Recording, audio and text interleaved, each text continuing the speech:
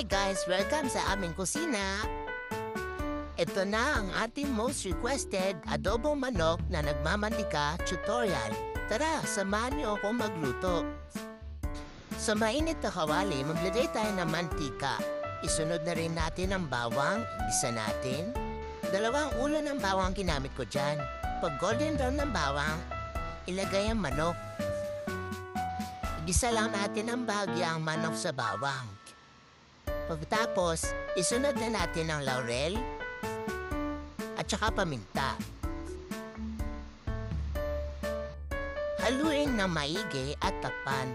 Antayin natin magtubig ng kusa ang manok. Pakuluin natin ng 5 minutes. After 5 minutes, maglagay na tayo dito ng toyo. Isinunod ko na din dito yung suka dahil matagal itong lutuin. Pakuluan ito sa malakas na apoy in 10 minutes. After 10 minutes ng pagpapakulo, haluin natin ito hanggang magpantay yung kulay. Pakuluan hanggang sa maluto ang manok. Pag napansin niyong pawala na o paubos na yung sabaw ng manok, pwede na kayo mag-add dito ng asukal. Haluin hanggang manuot sa manok ang sarsa at hanggang magmantika.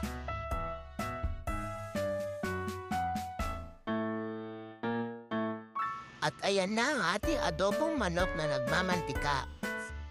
Pwede din kayo maglagay ng sili kung gusto nyo ng may konting anghang.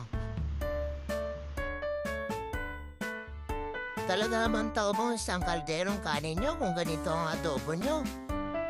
Sarap! Kaya ano pang hinaantay nyo? Magluto na kayo para sa mga asawa nyo.